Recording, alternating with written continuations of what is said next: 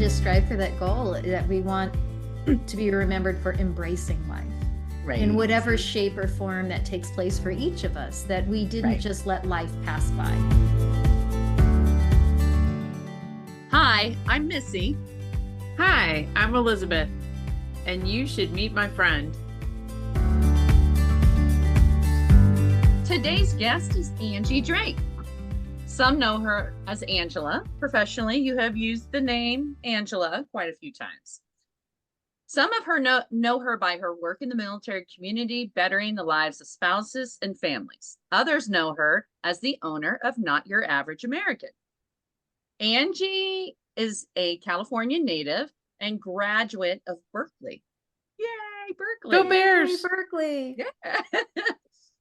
She began Not Your Average American, a sustainable travel blog, travel guide business, and consulting project. Along with her husband, Scott, a retired Air Force colonel, they write, blog, advise, and travel the world together with a special interest on South America, especially Ecuador. Angie and Scott have two sons. Angie is an avid bird watcher and photographer, having books published, which I have one of them. I am so honored to have one. Angie is a published writer, having written on a variety of subjects. Angie and Scott made their home after the Air Force retirement in the revitalized neighborhood of St. John's, Oregon, outside Portland. Welcome, Angie, to our podcast. Well, thank you. I'm really happy to be here to meet Elizabeth for the first time and to chat with Missy like we're old friends, which because you are. Yeah, we are. Yeah, and I think you got that pretty spot on. I've been writing on a blog since 2013. I hit my 10-year anniversary this year. And it started off as a blog for family and friends traveling, which I think most military spouses can understand. Trying to keep in touch with everybody is sometimes hard. You've got a lot of people who want to know what's going on. Facebook was around, obviously, but it's still, I don't think it was as big as it is now. And a lot of people kept up with me through the blog. And I started writing it when my husband got an assignment for 1 year to Buenos Aires, Argentina. And I really wanted to make sure I was documenting our experience a little bit. Oh, no, I apologize. I started writing for Buenos Aires, Argentina on the original website I was writing for, which was Daily Kos, which is actually a political website, a political blog. But there were a lot of side things going on there, including travel writing and bird watching. And then when we moved to Ecuador, I'm like, yeah, I need my own blog. I need my own place. And that's when I started Not Your Average American. It's named by my boys. Oh, I did not know that. Yeah, we had a lot of conversations about what should we call Mom's blog? And they're like, well, every time we traveled in Europe, especially, but we were finding the same thing in Buenos Aires. Nobody thought we were American. They would all ask us, where are you from? Well, in Germany, we tried to speak German as best as possible. Obviously, in Buenos Aires, we spoke Spanish. And although it was accented and it may not have been the best, people just assumed we were from other places than the United States. Sometimes it was as simple as Canada or England, but often it was like, are you from Brazil? Are you from Russia? Are you from, I mean, you name a place, and we were probably asked if we could have been from that place.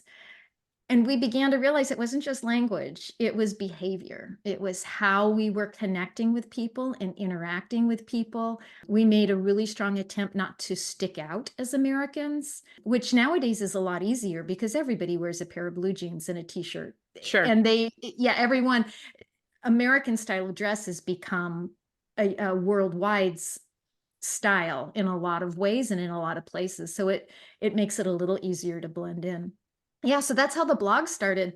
And then what happened after living in Ecuador and realizing that tourism is not fair to all people working in tourism, I needed to understand more about how sustainable tourism works. So I went back to school to get a certification in sustainable tourism destination management, so I can understand how a sustainable tourism operation should work. And that's how to find out where the problems are. And in South America especially, but you'll also find this in the United States sometimes, indigenous peoples were often ignored in partnerships with travel agencies in how they wanted to present their own products and how they wanted to sell their destination. And it is changing rapidly, very quickly across the world. My focus is definitely the Andes and the Amazon in South America, specifically in Ecuador, though I do have clients in Peru and I have some interest in Colombia now. We may be expanding to there. And we really focus on helping people in South America attract US clients. That connection, it's a language, it's a translation of language, but it's also a translation of culture. It's understanding what people are trying to offer and making sure they're not just offering what a tourist expects, but what they want to offer. And as soon as you're offering what is important to your community, you're attracting the clients that want that offer, and the people showing up tend to be happier with their trip. They tend to enjoy what they're doing more.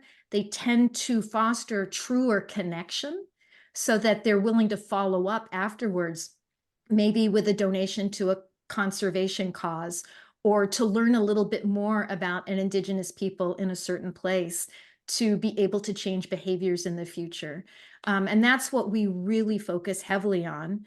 We call it the user experience too. We're trying to make it so that it is easy for an American client to find an Ecuadorian place to visit, understand the information they're reading, have an enjoyable experience on a website, make it easy to click a button and reserve, to make things less complicated. And then the follow-on is that we try to help design the type of trip people want to take.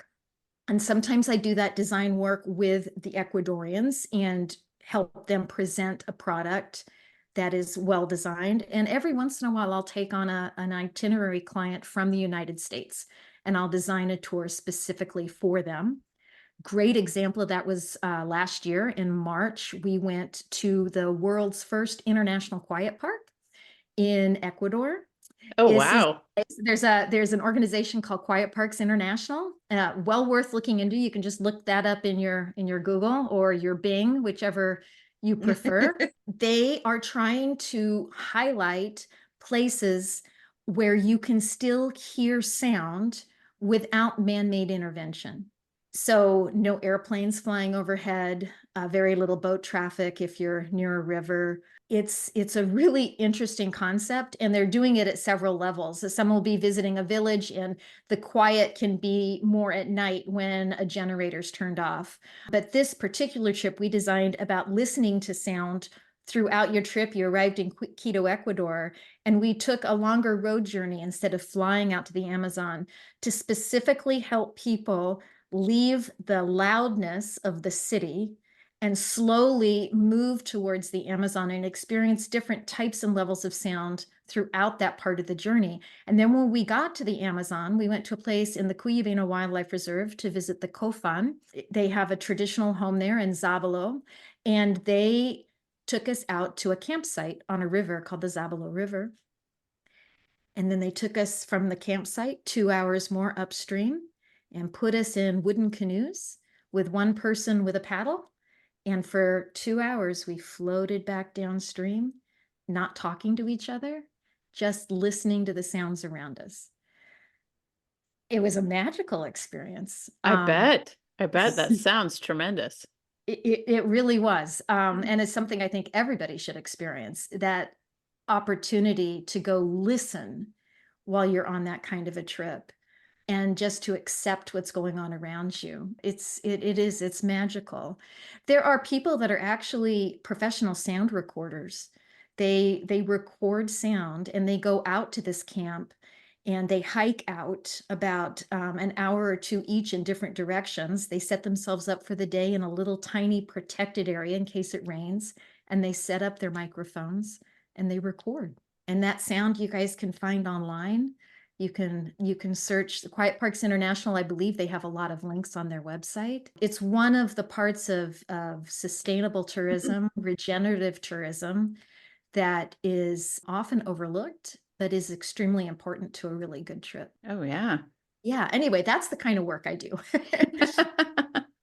Was not short, sweet, and concise. No. Oh, That was perfect. that was great. one thing I wanted to ask you, I do have some things I'm going to ask you that I did not warn you about, but you are great on the fly because you're a professional. So, what is the best definition of sustainable tourism? Ah, well, sustainability, there's a big argument right now in the field because there's sustainable tourism and there's something called regenerative tourism. Regenerative is a newer, and I hesitate to use the word buzzword, but that's what ends up happening whenever we have words that resonate. A lot of big companies start to pick up the words, and we Yeah. end up with what we call greenwashing nowadays and Sure. sustainability, right? Yeah. Where Then it people claim, becomes the app. well, yeah, It, hang up your towels. We won't wash yeah. them. We're a green hotel. Yeah. That does Yeah. not make you a It, green hotel. No. yeah. It becomes advertisement and not actual action. Exactly. And to be fair, you can't compare a small ecotourism project in Ecuador and expect them to be on the same level of sustainability as an ecotourism project in the United States. In the United States, we have access to something like recycling. In Ecuador, there is no access to recycling in the middle of the forest. So there are different criteria you begin to look for. So for sustainability and regenerative tourism, we look for not only how you treat the environment, but also how you treat the people working within the project. Because there is a relationship between the environment and humans, as well as between animals in the environment. We need, if we're not protecting the human element in that relationship, if we're going to a destination and we're paying people poorly for the work that they do, we're bargaining to the point that they receive very little in an exchange with a US American just because we can barter, we're doing a disservice. And I'm not saying you shouldn't occasionally have a barter in a market, but what I am saying is you need to be very careful as a privileged traveler that you're not taking advantage of people in other places. It's already a lot less expensive to travel to South America. I can go Oh, stay yeah. at an eco lodge for about $150 a night, and that includes all my food. I Wow. don't know of a hotel Wow. in the United States anymore you can stay for $150, much less to go out in nature and stay in the forest next to a beautiful river or hiking distance of a waterfall, have all your meals include and only spend $150. You can camp to do that, but even that's becoming more difficult nowadays to find those kinds of places where you're not camping with another 100 people. It's Or complicated. or an So, RV or an that has RV that that has has their air conditioner generator running. running, and you're just like, this is not camping. That I know. it's not the same as No. it once was. And Yeah. we do expect change in tourism. So Yeah. it does make it hard. We love to camp. We camped with our kids considerably during the military years. Every time we moved cross country, it included a big camping trip across the United States.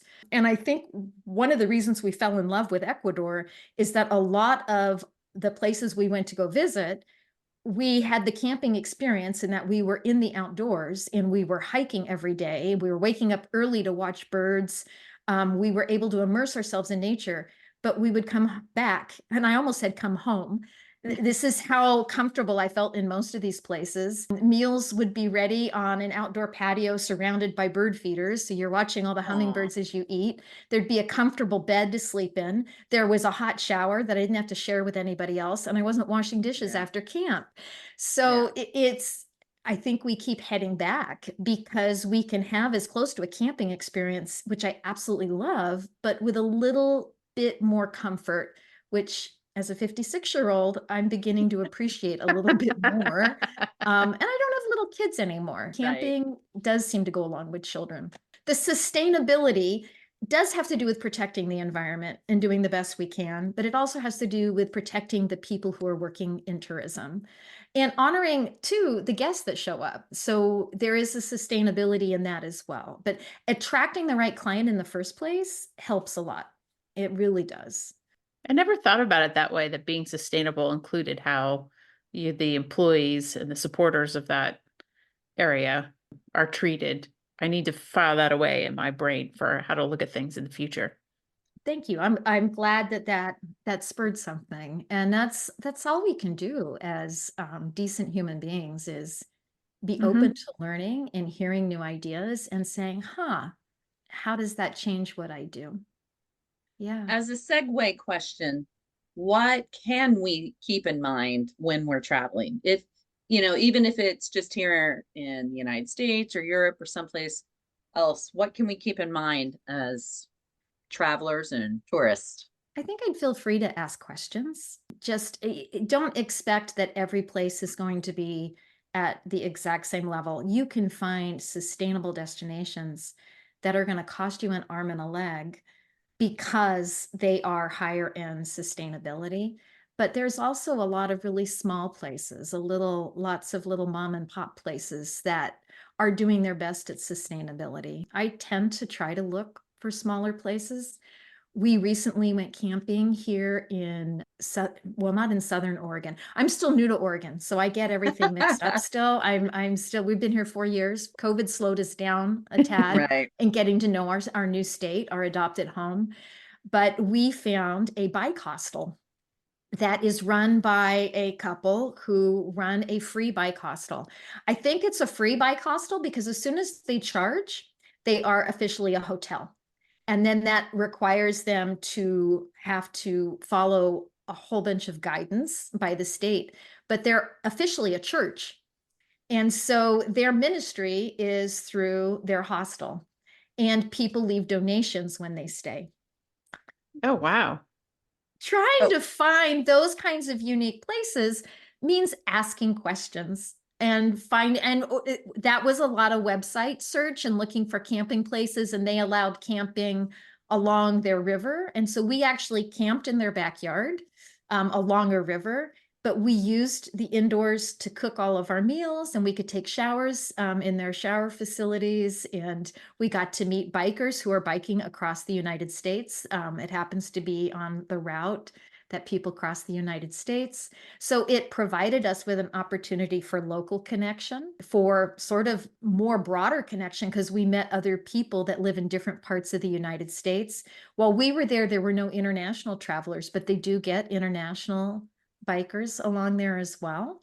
So those kinds of opportunities are really cool. So look for unexpected opportunities when you're traveling. I love that.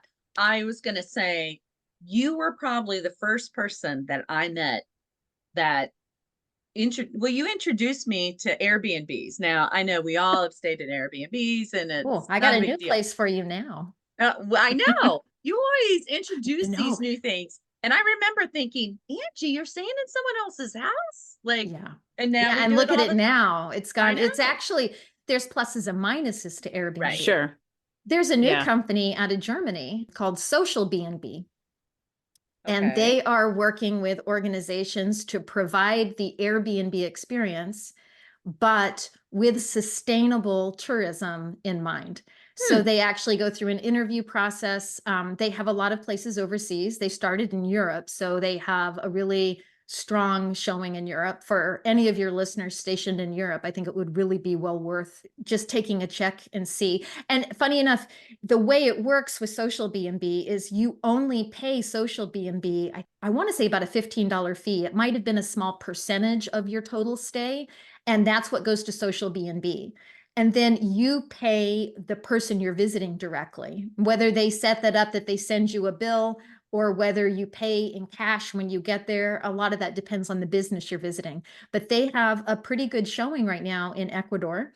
I'm trying to get some more of my clients on because I think it is a really great way to attract those clients that are already sustainability minded. They're looking to book the kind of travel that makes a difference, and the trips, well, and see, it's not just places to stay. Very often it's also tours or activities that can be Oh, included with wow. those places to stay. Right. So there's Wonderful. usually that kind of a connection as well. Yeah. So Well, now you've got a new place. yeah, and Yeah. I love that idea because when Chris and I went on our honeymoon out to Victoria Islands out in Canada and Seattle, and we stayed at bed and breakfasts, and you had like this experience with the host. They made your Yeah. breakfast, you visited with them, In the evenings, you'd have a glass of wine with them.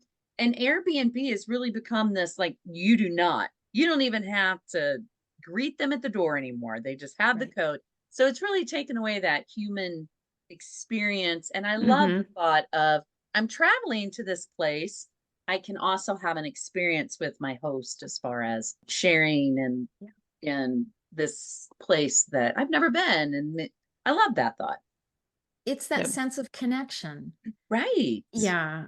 One of the Yeah. questions you said you might ask was about my favorite place of travel, which I'm glad you haven't asked it because it's like choosing a favorite child. It's not fair. But when I wrote down some notes about that, I've got a whole bunch of lists. What I Yeah. found is that my favorite places aren't places. Yeah. They're experiences, and the experience is connection. I Whether love it it. was that I was able to better connect with myself, that I found a way to spend time on my own, to meditate, to just get in touch with myself better, to Right. get closer to my family. There's trips with my parents, with my husband, that we were able to bond better as a family because we all went away together, not to someone's house. Yeah. Mhm. Yeah. Trips in Ecuador where I was invited by friends to go to a place. And this is the crazy thing in Ecuador. Many of the tour operators are family run, and you show up as a client and you leave as a friend. I don't know how Uh, they do it, but it is consistent, absolutely yeah. consistent, that people leave Ecuador going, I want to go back because of the people. But it is that sense of connection yet again. And a really good trip allows you to connect.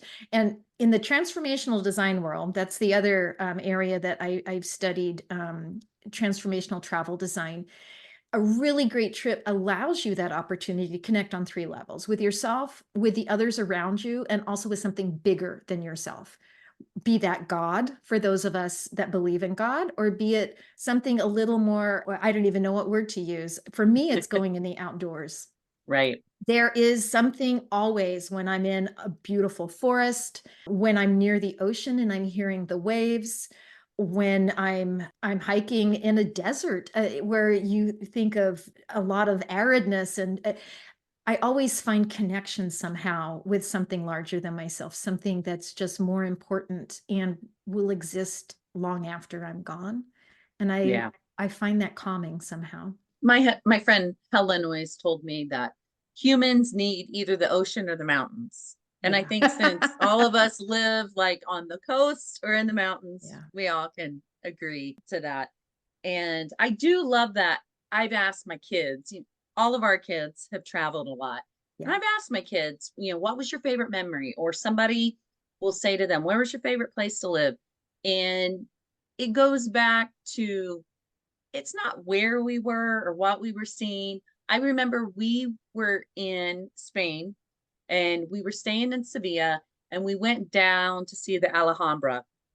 And we're on this highway in Spain and we're listening to this radio station and the song Bills comes on. This was when we were stationed in Belgium. And Chris starts singing it word for word.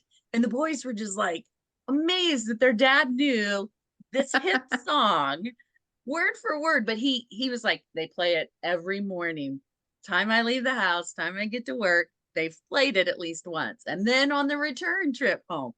And we laughed so hard at Chris just singing this song. But that was a memory. Can Yeah. they tell you where what we were No. on the way to do, or that, they can't. Those shared experiences that Yeah, I it's think that really, sense of connection. And Sure. it's ironic you say that because music has a special right. ability to do Oh, for that. sure. This trip, we took people to the Amazon to experience sound in Ecuador. Along the way, we actually had a really early morning where we woke up at 4 in the morning to go hike up what they might call a hill. It was the Panacea, what we might call a mountain, to Yeah. experience sunrise. Absolutely amazing, with an erupting volcano in the background Oh, as the sun Oh, came up. wow. I mean, it was incredible. But what was even better is as we came back down the mountain, we were invited into the family home for a small snack breakfast. They served us coffee and these little corn pancakes. But while we were eating, the family were musicians and they said, we're going to play music for you. And so they bring out the guitar and the brother is first singing and then the uncle and then one of the girls joins in. And then he says, I want us to all sing together. And the only song I can think of we might all know is Hotel California. And so that's what he does. He starts playing Hotel California and everybody is Oh my singing along. gosh. These Ecuadorians who really don't speak a lot of English are singing in English. And here we are singing in English alongside of them and hitting all the notes. And everybody, that memory will stick out in everybody's mind sure. for many, many years to come. Yeah, it was incredible. Well, it kind of reminds me, we've all lived in Germany, so it kind of reminds me when the Germans at a fest sing country roads, you know? Exactly. Like, Yes, we all know the exactly. word. Yeah. What do you want people to know about South America and Ecuador specifically? It's a very special place. I cannot get over how willing I am to go back, no matter what problems they may be facing. Right now, Ecuador is struggling, and we've actually even recommended back in January to clients, yeah, this is not the best time to travel, and it broke my heart. It really, they declared a state of emergency. They are struggling, much like Colombia has in the past, with increased drug lords, narco trafficking. And actually, what's happened at a very basic level is that a lot of small local gangs who had all their little territories marked out and were very happy to be where they were at. Everyone has crime, even the United States. This happens all over. But what happened recently is that these smaller groups started fighting over who was going to work with the larger drug cartels out of Colombia and out of Mexico. And so there's been much more international influence going on in Ecuador right now. The current president, who's new, declared a state of emergency and declared war on the drug cartels. And he did it in such a way that it scared the international world and it scared some Ecuadorians. And the very first night he made the announcement, there were bombings in some cities and it was really scary. And so tourism just stopped. Mm. It's about 6 weeks on. Things are under much better control. There are still areas of Ecuador we don't travel to, but it's the smallest of Andean nations, but it's not a tiny country. It's a big country, and there's lots of different places to go, and there are safe ways to travel. It's one of the reasons I really recommend people work, though, with a travel advisor or a travel consultant. Somebody familiar with the country. Exactly. For the longest time, when we lived there, my husband was stationed at the embassy in Quito for 3 years. And when we lived there, we were forbidden to travel close to the Colombian border. And there, the park I just have been talking about, the International Quiet Park, was actually in a location in Ecuador with a level 4 security warning from the US State Department. Do not travel. I was not allowed to travel there when my husband was stationed there. And so one of the first things we did when he retired was go back and we traveled to this this place that's officially a do not travel. Yeah. But Those it rules had don't been, apply anymore. well, it had Yeah. been a do not travel for like 15, 20 years earlier when the FARC were very active in Colombia and there had been some kidnappings across the border and there were lots of problems between indigenous peoples and oil companies. Ironically, the Kofan who we went to go visit were the people who were kidnapping. So we're going to visit people who were known to kidnap. When you learn the history of the indigenous peoples in that area and you better understand what was going on, it makes it a lot easier to travel and go there. I'm not going to get into it super in depth, but there have not been problems with kidnappings for decades. It is now a level 3 travel advisory, which is a reconsider travel. But Europeans have been going to this area for decades and enjoying the Ecuadorian Amazon here with no problems. And many American travelers have been doing it as well, despite the warnings. It's a wonderful place to go visit. And if you stay out of Coca, which is the big city, and you avoid going to tour oil rigs, which none of us really want to go Who do wants to go do anyway. that? Yeah, I No. think you're going to be fine. But how did we get on this topic? Oh, you were Well, I asking don't, me about South America and travel in yeah, South America yeah, and safety. So yeah. I keep going back and we're planning another trip. So we're going to be going this year, probably in September. I want to go for a festival called the Festival de Yamor, which takes place in September. There are 4 really important times of the year in the Andes. 2 of them are the solstices and the other 2 are the equinoxes. We all know the summer solstice and the winter solstice, and we don't call summer and winter because they really don't have 4 seasons in Ecuador. So that gets confusing. But we have the December solstice and the June solstice, and then we have the equinoxes in March and September. And they're very important times in the Andean cosmology with indigenous peoples. And there's a festival I've always wanted to experience in September in a town called Otavalo. We're hoping to head out there, and we might open up this part of the trip for a few guests to join us. It'll be the first time we've done it, so it'll be sort of an experiment, but that's the best way to travel in my book. I have a feeling she's looking at me when she says If that. you'd like to go, we can make sure that you get one of those spots. It'll be a Yeah. small group. It'll be a group Yeah. of about 6 to 8 people, and that's including Scott and myself. I don't like to travel with large groups. No. Yeah. But that is the thing, Angie. I trust you so much, and I believe anyone can trust you that if you told me it was safe and that you were gonna take care of me, I'd be, I'm okay. Well, guess who is our security expert on Not Your Average American? Retired Colonel Scott Drake, with a background in international relations and There have you go. lived in Ecuador with military connections and police Right. connections. We know. And when we go in country, we're calling our friends and asking, Yeah. okay, what's the real skinny on this? Tell us, is Right. it a safe place to go? And if, God forbid, something did happen, I'd be on the phone to local friends. Hey, get me out of Right. this situation if you can. And they would. I mean, Yeah. and we're not going in situations where, Yeah. we just don't feel the fear because we choose intentionally where we're going to visit. We have Yeah. a pretty well-developed sense of risk analysis. Yeah. If the hair on the back of our neck starts to stand up, we're not going, which is why we Right. told people in January, just don't go. Just Just don't go. Yeah. wait a week, a couple of weeks. Let's see how it pans out, and we'll move forward from there. And that's what most people did. They canceled in the short term, and most people are returning and coming back now. Don't And let security scare you to death. Be educated, talk to Yeah, people. And if absolutely. you're doing your own travel plans, go to some expat groups on Facebook. Wherever you're going to travel, just go on Facebook and look up the name of the place and the word expat. And there will be a half dozen groups in that area. They usually really love retired military in those groups because you're well traveled and you ask intelligent questions. And you can get really good ideas of what's going on. And you can also ask about really great places to go that might not be in your travel guide. Yeah, I think like all things in our world right now, what you see and hear on the news isn't necessarily the true story. If you get some authentic on the ground advice, it's helpful. We get a lot of fear from the news. And it's not Yes. that the news is wrong.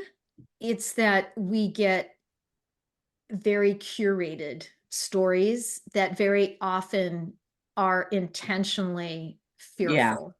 And so as a traveler, what is your best safety advice? Even if it's just here in America or anywhere, like, do you have certain things you can provide us with? We've actually got a couple of articles on the website about safety. One my husband wrote, the 3 B's of safe travel, and I can't remember them to save my life at this moment. You put me on the spot, but you can look I it am up so on our sorry. website. No, but they do have to do with being aware of your surroundings, know Right. where you're going, trusting Yes. your judgment. If you Right. are walking down the street and something feels wrong, your body is telling you that for a Right. reason. It's time not to be in that place, whether you just walk away or you grab a taxi if that's safe. And know what the problems are in the area that you're visiting. Any large city anymore in South America, it's really not a great idea, and maybe not even in New York City, I don't know, to flag down a cab. There Yeah. are so Okay. many ways now to call someone to you and to double check that the car showing up matches the person who's supposed to be Oh, picking right. you. Yep. Right. Just Yeah. take the time to do that. Those are and don't do your best not to stick out as a tourist, or if you are sticking out as a tourist, don't stick out as a tourist with a lot of money. If you're going around with an expensive camera, which I do, I Yeah. own a professional level camera. Try not to have it front and center all the time. I often carry mine under a jacket so that the strap is hidden and the camera is just not sticking out all the time. I can drape a scarf over it. If I carry a handbag, it tends to be one I can wear across my body. If I'm not wearing it across my body, it's on one shoulder under a jacket. So it's hard to take. I've Yeah. had bags cut where people want to steal stuff out. I take a double lined bag or an extra thick bag. If you're going to a festival situation, I mean, that's common anywhere where Yeah. people are trying now to steal in whatever ways they can. So you just take a few extra steps, but don't take things you don't need with you. If Right. you are going to walk downtown, leave your passport in your hotel. Yeah. Passports are worth a lot of money on the black market. So if somebody can steal Mhm. your passport, you're not getting it back. Leave your credit card. If you're Yeah. not going to need to use your credit card, or you're not going to the ATM for money, why do you have those things with you? Leave Right. them in your hotel. They're safer. Yeah. Well, Anymore. and nowadays with a tap credit card, it's super important to get a sleeve. People can come up next to you with a cloning device that can tap Wow. and read that Oh, through your clothing, through your purse, put it in. This is in the United States too. Okay. Just put it in something. And nowadays in South America, this is not bad advice in the United States, but it becomes a little more complicated. Keep your credit card in sight. The way people clone your credit card is to take it and put it through a machine that when you're Oh, not there. So if you're going up to pay for your bill, you can see what they're doing with your credit card. right. Yeah, that's how most people are cheated out of money nowadays, is through credit card crime rather Yeah. than petty theft. Yeah, it's pretty common. Well, on to Wow. our questions. on to our questions. I knew that Angie would have no problems with this. You're a pro. Thank Well, you. you said you couldn't pick a favorite destination because it's like picking a favorite child. So how about, would you tell us where you're planning to go next? I could do that. Our next trip is going to be probably in October. We tend to go for about a month because we didn't talk about this with sustainability and travel, but the carbon used to fly for short trips is pretty intensive. And so when we go to Ecuador, we do at least attempt to stay for a decent amount of time so that we've already flown, we've already used that carbon. We might as well stay Make the most for of that it. month, right? And make Mhm. the most of it. And so we combine those trips in different locations. I already spoke briefly. We're going to go to the Otavalo area for the Festival de Amor. Otavalo is also known for, it's a very active Quechua community, big in farming, weaving, and there's just a lot of wonderful cultural opportunities and sharing opportunities to be had in that area, but it's also near the outdoors, which I am just always drawn to. We should be doing a new hike that I have always wanted to do. There is a big crater lake. It's called Cuicocha. It's got two little islands in the middle. And every time I've gone to visit this lake, it's been overcast. I'm hoping in September. September tends to be a sunnier time of the year in Mhm. this part of Ecuador because there's higher winds that sort of scour the skies clean and you can see the mountains and the volcanoes. And I want to hike around that lake. It's supposed to be absolutely gorgeous. We'll also be visiting clients. There is an organization I'm working with called Amarun Pacha. It means the Boa Waterfall. They Mm. are a Quechua community in Sumaco, Ecuador, which is in the eastern foothills of the Andes. It's a very special habitat that is rainforest, and it's under threat from deforestation. Local people, especially since COVID, have been under a lot of economic stress. COVID really hit the communities in the Amazon very hard. A lot of tourism went away completely. It was very difficult. And so at that time, people expanded their farms because it was one way to guarantee And Mm, unfortunately, to expand a farm in the Amazon means you cut down you're, rainforest. yeah, yeah. Right. Right. Mm. We're working with 45 farmers. I consult. This is an interesting situation. They have an Ecuadorian foundation and a US foundation that supports the Ecuadorian foundation. So you can make nonprofit donations through the US arm for your tax deduction. And that money gets used to help support the projects in Ecuador. I want to go visit because I want to see all the stuff that I've been helping advise on. They are a sustainable tourism organization, Amarumpacha. So they work in tourism. Their biggest market is birding, bird watching. They Oh, have cool. something called a cock of the rock lek. A cock of the rock is this bird. The male birds have these bright red heads. And early in the morning and late in the evening, they all converge in one location to show off to each other. They basically strut in front of each other. Once a year, it's in front of females. But the males, that's not enough. They need to strut in front of the other males year long just to prove their stuff. And that's what they do. They're loud, they're raucous, and they are the strangest. They look like bobbleheads. It is one of the coolest birds I've ever seen in my life. They also have a leg for the Amazonian umbrella bird, which has a feather boa that hangs from its wattle. It's Oh, a black wow. wattle of feathers. The Amazonian one has a shorter one. There's another long wattled umbrella bird in on the other slope that has a longer one. They're really cool birds. They have an incredible species amount of species of hummingbirds too that come to feeders, lots of tanagers, just incredible amount of birds. Hiking trails, they found petroglyphs along the rivers that we actually just this last weekend, there is a scientist going out to do an analysis to see if they can determine how old the petroglyphs are. Oh, Yeah, wow. so we're going to be going to this place to get a better understanding for myself of the work we're doing. They also work with 45 farmers in regenerative farming. They're trying to bring back what's called the chakra. It is a way of farming that they have conducted in the Amazon for time immemorial that has been lost when people came in to start advising on how to get more crops and to go to monoculture.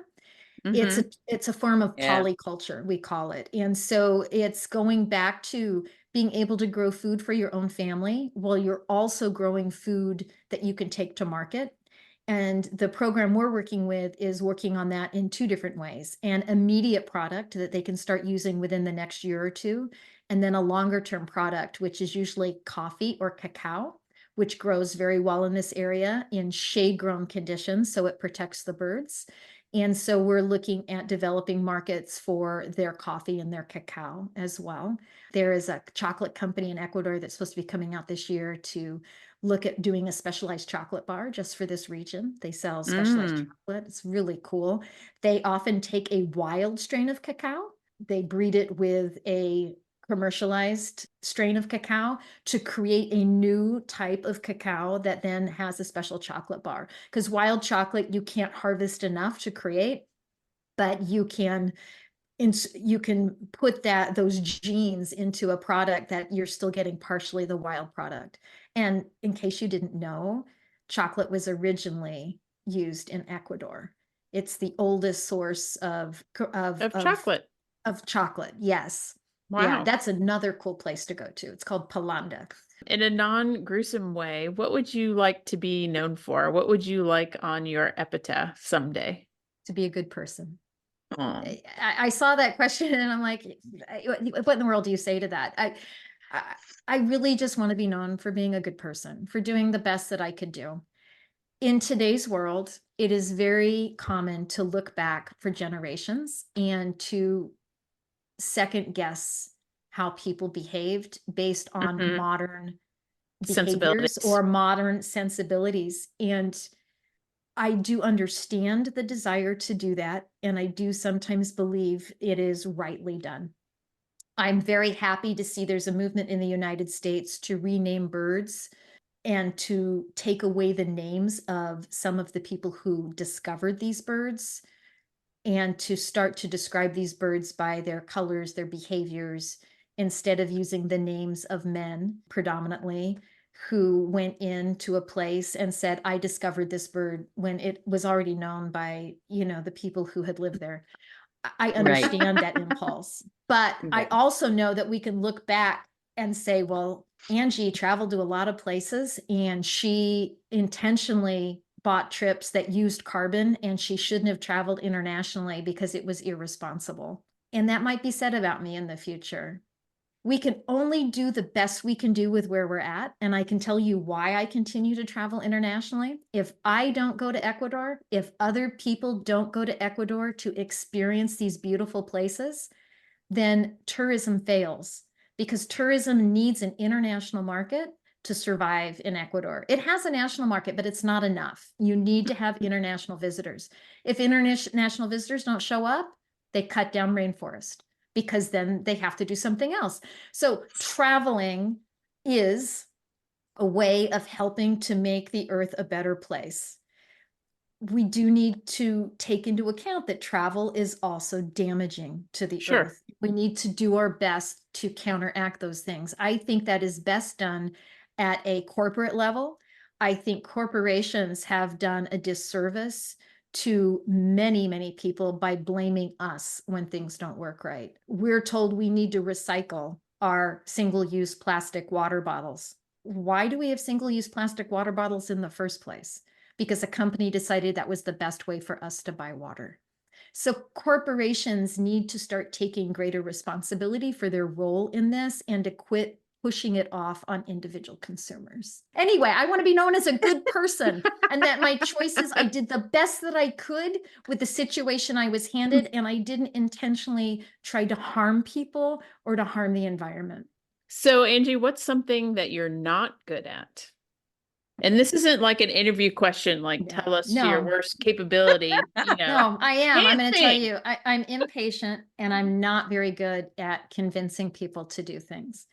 There was a time ago, oh my goodness. Oh, Missy's looking at me like I'm crazy because I'm good at convincing people. I've taken one of those tests. I'm a really great strategic thinker. I'm really good at communicating.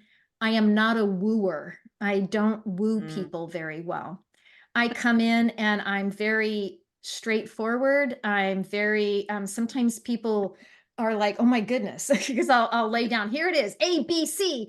And it's, Right. I'm impatient. If I see there's a problem, I want to fix it.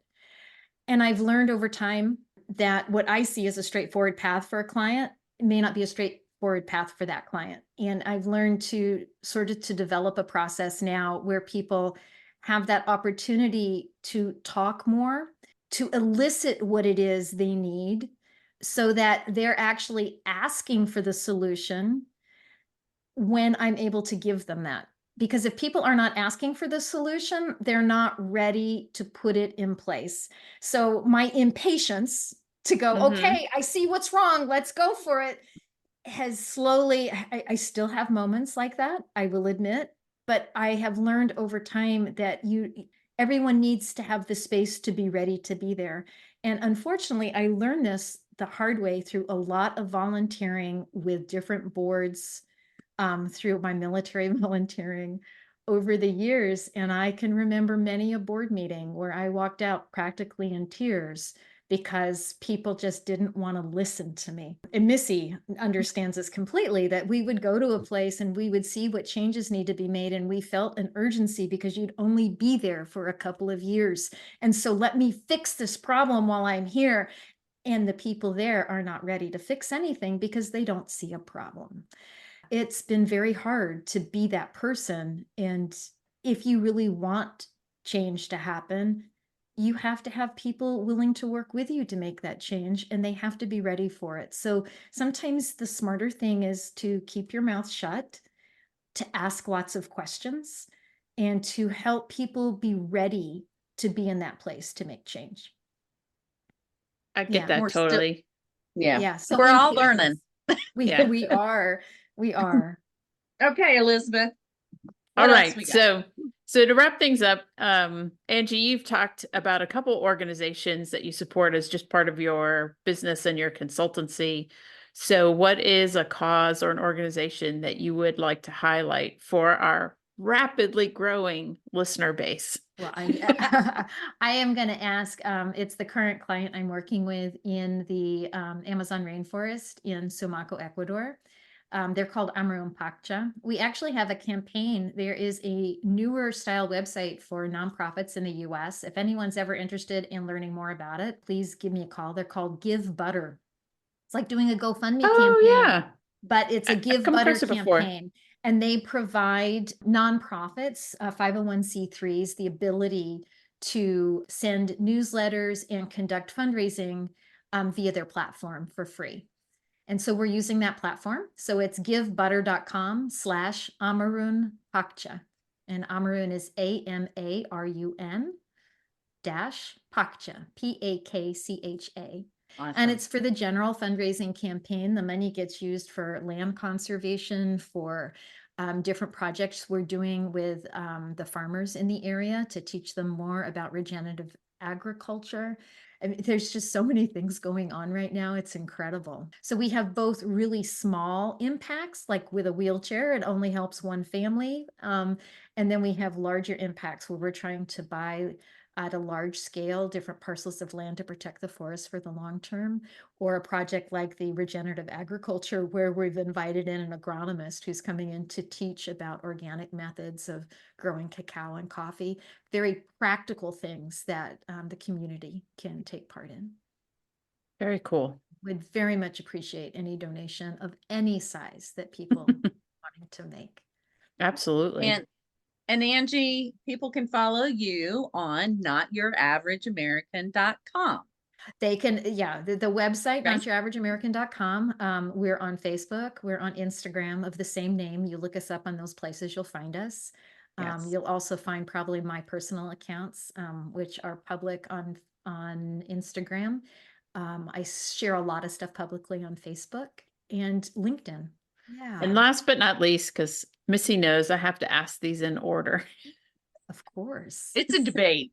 It always throws me off when it's I not in know. order. So sometimes I do it out of order just as a personal challenge.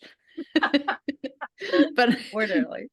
but our last question is, what friend would you like to recommend to us that we should meet? I think you guys should meet Erica Forrest. She is not a military spouse, but she has traveled a lot in her lifetime. And she has developed a company called tripscholars.com. And she helps people educate themselves about a place before they go. Mm-hmm. It's a really cool process.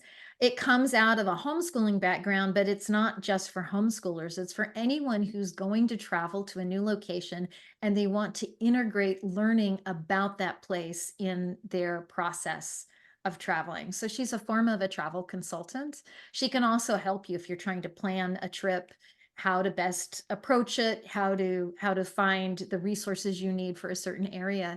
But she is just a blast to talk to, and I think you guys would really enjoy a conversation with her.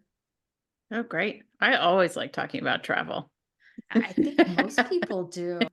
Well, this has been great. And my face hurts from my heart. From all the smiling. From all the smiling. I do. I admire both of you. So this is. Oh, thanks, Missy. Yeah. I Well, just and love thanks for this opportunity to meet Angie. Yeah. Because I've heard Oh, you talk yeah. about her over the years. It's so great to finally get to meet you, Angie. Right. Well, Well, maybe I'll get to know you better, Elizabeth, the next time, because I didn't get to hear you talk very much today. I think podcasts can be complicated. Yeah.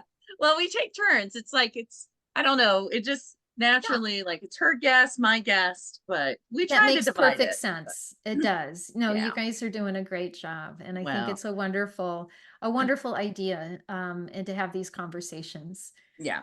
And Them out in the you world. were instrumental. I asked for your advice a lot about starting this podcast. So you get a credit at the Thank when we you. win an award, Angie. Sure. when we're on stage. It's part of the user experience. It's how you guys want to reach out to your client. Right. And Mhm. I am sure the way in which you interview people is also attracting the types of people you guys want to Hopefully. interview, and Oh, yeah. attracting the kinds of listeners who want to hear these stories.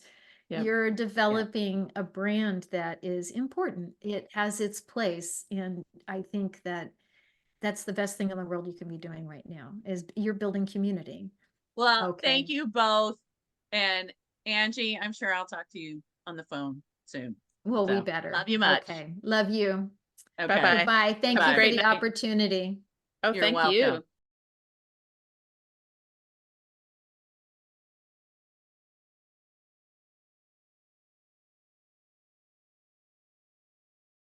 You know, and I was going to save this for kind of the end to wrap up, but Angie's the person I call when there's a crisis. She's like my top 10 people of when, you know, the fit hits the shan, you know, that, oh my gosh, who am I going to call? I remember calling her when we found out Guthrie had cancer, which his anniversary is in about 2 weeks. She was in that list, but it's always Guthrie, Angie. It's always Guthrie. Well, I don't know what it is about that child in you, but we're living in Texas, and this is a little bit of a vulnerable moment for me, but Guthrie was attacked by a dog and severely wounded. And the time he got to me, I had already called Angie in tears. I didn't know what the hell I was going to do. All I knew is to find his immunization card. I don't know why that was important, but I got his immunization card because I knew we were going to the emergency room. She was my person. I called her. And from then That's on, when my impatience doesn't get in the way, see, because you can ask me to help with something. I'm like, okay, 1, 2, 3, here's what we need to do. and that's what I needed. That's what I needed, Yeah. Chris. You know, like all of my stories, I'm going to write a book. This one time when Chris was deployed, because he was deployed. Thank you, Sure. Elizabeth. No, it wasn't your time. They're always deployed. That wasn't when the me. emergencies happen. I mean, that's why, yeah. Right. But I knew then and there I could trust Angie no matter what it was. She has seen me at my worst. She helped me so many times in Texas. I'm surprised we're friends because I was a challenge when we were there. I had a lot of things going on. And who did I call in my moment of need, my most desperate moment of need? I called Missy. I My know. husband was getting ready to retire. I said I wasn't going to talk about my MS, but I was being diagnosed with MS. My life was a frickin' mess. And Right. I was ready to not be here anymore. I wasn't ready to be actively taking my life, but I was ready to not be here. And I didn't know what to do. And I called Missy. Yeah. That's what friends are for. And you have always been there for me when I've needed you as well. And we're both stronger for it. Right. And I think that's the unique when Chris retired from the Air Force and we had a ceremony back in Indiana, you know, somebody was like, who are all these people? And I'm like, oh, that's my family. And they're like, you're related to them? And I'm like, well, they're military family. Yeah. And, you know, we had people from all over. We had somebody from Japan. We had somebody who was on leave from Iraq. And my family and my friends were just like, they came all the way here for you. And I said, will you say that? Like you're like, why would you come that far? But that is just what the military family does. And you know, Elizabeth and I, golly, I've known you since before Guthrie was born. So you brought me my first and only meal when Guthrie was born, tacos. To this day, I don't know why it just stood out, but I was just like, oh, this is so clever. She brought me tacos, you know, and I've used it since, Elizabeth, but that's just what we do. And, you know, it's this connectedness. And one more story about Angie, and then we can win because I don't want to embarrass her too much. But again, Angie and I fought housing contractor. And God, yeah. I learned so many skills about, and I have all these Angieisms, like don't ask them what you need for what you need, tell them what you need. And to this day, I go into a place and I'm like, this is what I need you to do. Oh man, it's, you know, it's like Angie's voice in the back of my head. But there was a situation my brother-in-law was telling me about. And I said, you know what? One of the things I've learned, you bring this to light. They want you to keep quiet about it. And are we? No, we're taking it out of here. We're taking it off this place and we're going to let the world know about the wrongdoings. And so I just learned so much about how to advocate for myself, which was not a skill I was necessarily taught as.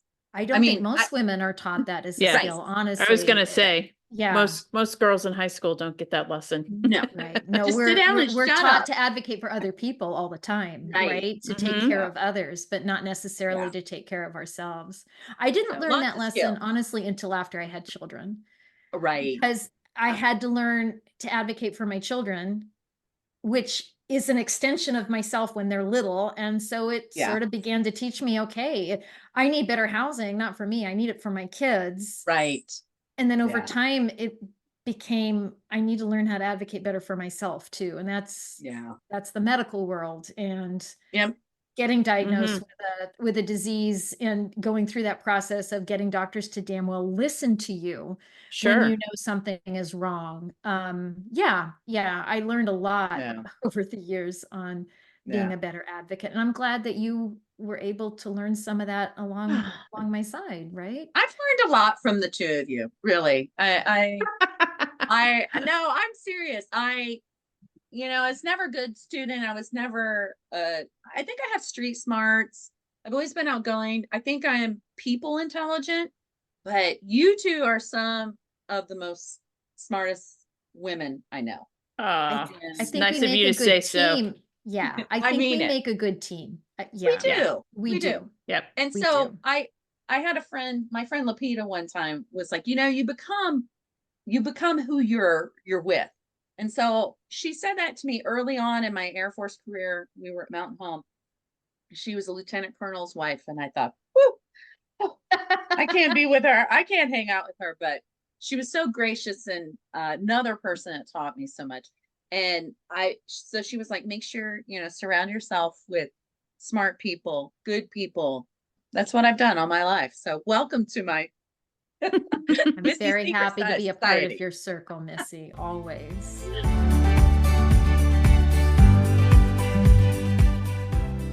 Find us at facebook.com/YSMMF podcast and Instagram at YSMMF podcast for episode announcements. Thanks.